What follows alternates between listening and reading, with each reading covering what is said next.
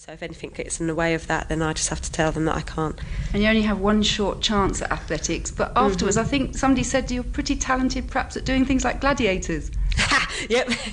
In fact, I went for a selection for the gladiators before the European Championships last year, and I did get into the gladiators, but the unfortunate thing was the filming finished the day before I went to the Europeans, so I thought it might be just a little bit of a risk there.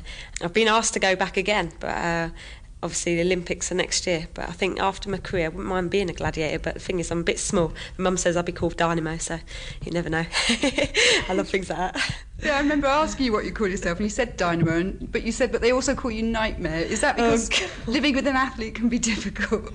Everybody calls me a nightmare. I mean, I'm late for everything. I can never decide what clothes I'm going to wear when I go out, and just basically I am a living nightmare, so that's most probably a more appropriate name, I reckon. So that's a big contrast between you and your discipline with athletics. I know, apart from athletics, I don't think I'm disciplined in anything, to tell you the truth. I am a nightmare. But you're also a dynamo, especially on the track, and also your personality. You're quite forthright. You say what you feel, but there's that lovely smile. Mm-hmm. How have you been dealing with the press since you've had all this high profile? I think you just take things as they come, and the fact is I think a lot of people can't understand my love for the sport and the people that motivate me, and a lot of people try and find something that may be bad in your life or anything that might get you down about your sport, but the thing is I'm out on that track because I want to do well for myself. I mean, some people have been really great. I mean, I've had so many fan letters. The public have been amazing, honestly. They're really, really nice, and it's lovely, you know, for them to come up and appreciate what you've done. That really inspires me to keep going.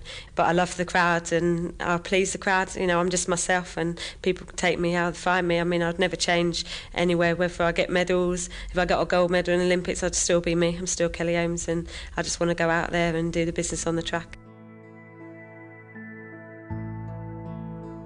Desert Island Discs. BBC Radio, 6th of January, 2006.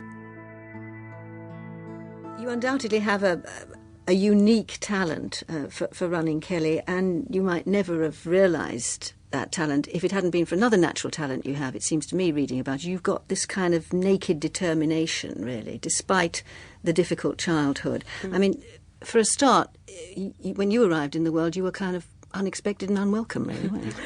Yeah, well, you know, my mother met a guy called Derek, and one thing led to another, and she ended up pregnant. She was 17. She was 17, very young, and it was very hard for her. I mean, I actually admire, when I think about where she was at that, she kind of, I grew up and she did in a white village of Hildon Borough, very small, you know, kind of white Kent, and suddenly she's with a black guy, which is no problem whatsoever, but the fact that she's then going to bring a mixed race child into a white kind of family and a white neighbourhood. And she's 17 and the child's illegitimate and all those things. Exactly. So the pressure must have been huge. Yeah, it was. And not least from your grandparents, I think. Yeah, I think so. I mean, obviously, Mum knows a lot more of the story and things, but I don't think they were that accepting. Well, they wanted you put for adoption, weren't they? Yeah, they thought... Well, the only way that they would let my mother go back home, thinking she's only 17, obviously, was that if she had me adopted.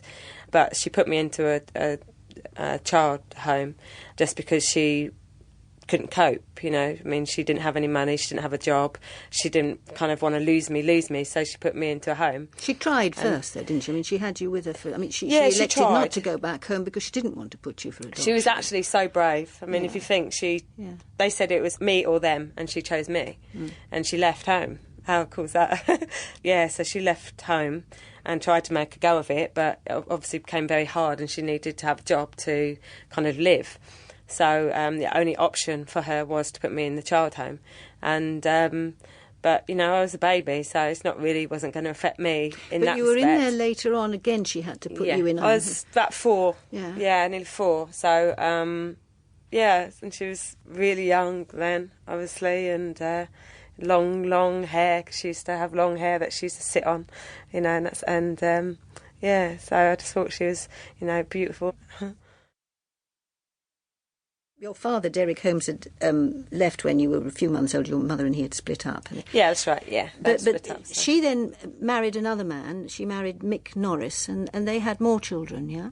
Yeah, that's right. Yeah, Mick, who's my dad. And